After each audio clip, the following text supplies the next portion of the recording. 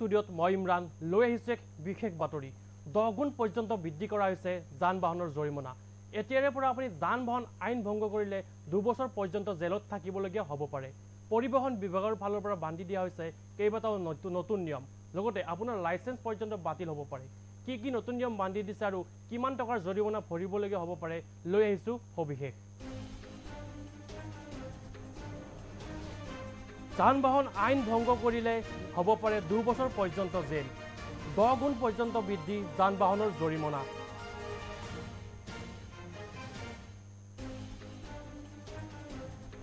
যান-বাহন আইনৰ সকলোবোৰ নিয়ম মানি চলিবলৈ আহ্বান জনাইছে পৰিবহণ বিভাগৰ কোট আৰু কিমান বৃদ্ধি জৰিমনা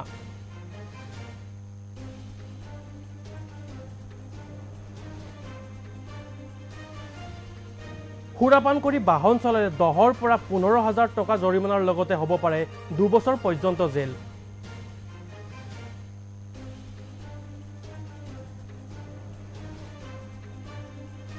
মোবাইল ফোন ব্যৱহাৰ কৰি বাহন চলালে বিয়া হ'ব 5,000 টকাৰ জৰিমনা অবৈধ লাইসেন্স লৈ বাহন চলালে হ'ব 10,000 টকা জৰিমনা পলিউশন সাৰ্টিফিকেট নোহোৱাকৈ বাহন চলালে বিয়া হ'ব 10,000 টকা জৰিমনা বাৰে বাৰে বীমা নিয়ম উলংঘা কৰিলে হ'ব 4,000 টকা জৰিমনা এম্বুলেন্সক ৰাস্তা এৰি নিদিলে বিয়া হ'ব 10,000 টকা জৰিমনা